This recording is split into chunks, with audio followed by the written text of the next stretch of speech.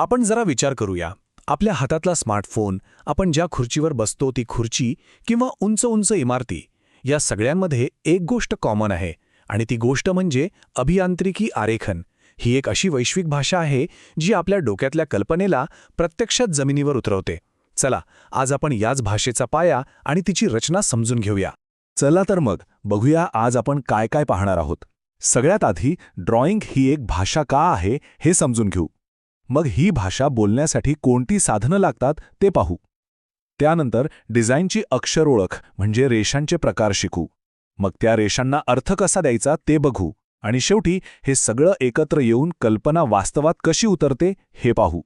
चला तर मग थेट पहिल्या आणि सगळ्यात महत्त्वाच्या प्रश्नाकडे वळूया. आपण ड्रॉइंग करतोच का? या अभियांत्रिकी आरेखनाचा मूळ उद्देश तरी काय आहे? एक विचार करण्यासारखी गोष्ट आहे. अगदी स्मार्टफोनपासून ते मोठमोठ्या इमारतींपर्यंत कोणतीही वस्तू बनवण्याआधी एक प्लॅन लागतो, एक अचूक योजना लागते.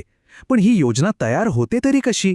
आणि याचं उत्तर आहे अभियांत्रिकी आरेखन. ही फक्त चित्र नाहीत, तर ती बनवणाऱ्यांसाठी एक एकदम डिटेल नकाशा असतो. प्रत्येक रेषा, प्रत्येक कोण, प्रत्येक माप हे एक डायरेक्शन देतं. आणि त्यामुळेच कोणतीही चूक न होता कल्पना प्रत्यक्षात येते. एक खूप छान वाक्य आहे. आरेखन ही अभियंत्याची भाषा आहे. म्हणजे विचार करा, ही फक्त चित्र नाहीत, ही एक पूर्ण भाषा आहे जिचे स्वतःचे नियम आहेत, स्वतःचं व्याकरण आहे. आणि याच भाषेमुळे जपानमधला एखादा इंजिनियर भारतातल्या एखाद्या कारागिराशी कोणतीही अडचण न येता संवाद साधू शकतो. बरं, कोणतीही भाषा बोलायची किंवा लिहायची असेल तर काहीतरी साधनं लागतात नाही का? पेन, कागद. तसंच इंजिनिअरिंग ड्रॉइंग या भाषेसाठी सुद्धा काही खास उपकरणं लागतात. चला बघूया ती कोणती आहेत. हे बघा, हे आहे पहिलं आणि सगळ्यात बेसिक साधन, टी स्क्वेअर. त्याचा तो टी आकार बघितलात, त्यामुळे ते ड्रॉइंग बोर्डला अगदी चिकटून बसतं. आणि याचं मुख्य काम काय, तर एकदम सरळ, समांतर, आडव्या रेषा ओढणं. खरं तर हाच आपल्या ड्रॉइंगचा बेस आहे, पायाच म्हणा ना. आता टी स्क्वेअरचा एक साथीदार आहे, तो म्हणजे सेट स्क्वेअर. याला टी स्क्वेअरच्या कडेवर ठेवून सरकवलं की 30, 45 आणि 60 अंशांचे कोण अगदी पटकन आणि अचूक काढता येतात. म्हणजे विचार करा, या दोघांशिवाय परफेक्ट ड्रॉइंग करणे किती अवघड झालं असतं. आणि मग येतो मिनी ड्राफ्टर. हे तर एक कमालीचं ऑल इन वन टूल आहे. म्हणजे कसं की टी स्क्वेअर, सेट स्क्वेअर आणि तो कोण मापक या सगळ्यांचं काम हा एकटाच करतो. त्यामुळे होतं काय, तर काम एकदम फास्ट होतं आणि अचूकता तर आहेच. बरं, आतापर्यंत आपण फक्त सरळ रेषांबद्दल बोललो. पण प्रत्येक वस्तू सरळ रेषेत नसते, बरोबर? मग वर्तुळ किंवा कंस काढण्यासाठी काय? त्यासाठी लागतो कंपास. आणि त्याच्यासोबत असतो डिव्हायडर म्हणजे विभाजक. याने काय होतं, तर एक माप उचलून दुसऱ्या जागी तसंच्या तसं ठेवता येतं. यामुळेच तर डिझाईनमध्ये ती वक्रता आणि परफेक्शन येतं. ठीक आहे, तर आता आपल्याकडे साधनं आली. पण फक्त साधन असून कसं चालेल? भाषेसाठी अक्षर लागतात, वर्णमाला लागते, बरोबर? तसंच ड्रॉइंगमध्ये रेषांची एक वेगळी वर्णमाला असते. चला तर ही वर्णमाला शिकून घेऊया. इंजिनिअरिंग ड्रॉइंगची गंमत काय आहे माहितीये? इथे एक साधी दिसणारी रेषा, ती कधीच फक्त एक रेषा नसते.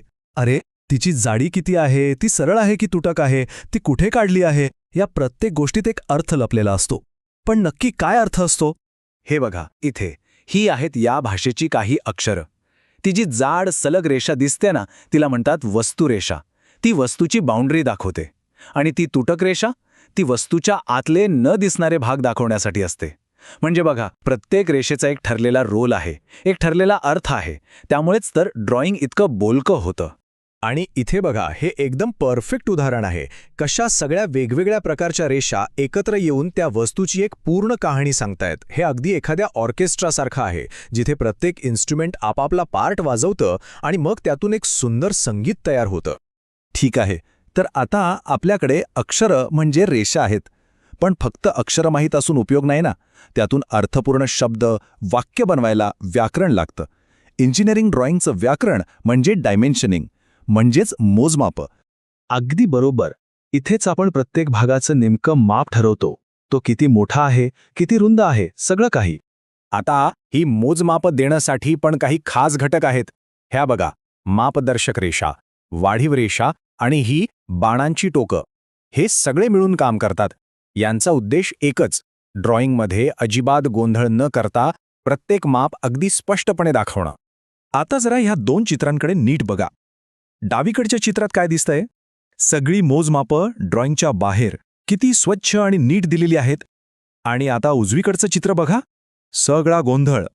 यावरून एक गोष्ट तर नक्की आहे, स्पष्टता, क्लॅरिटी हीच सगळ्यात महत्वाची आहे. आणि ही स्पष्टता आणण्यासाठी काही सोपे नियम आहेत.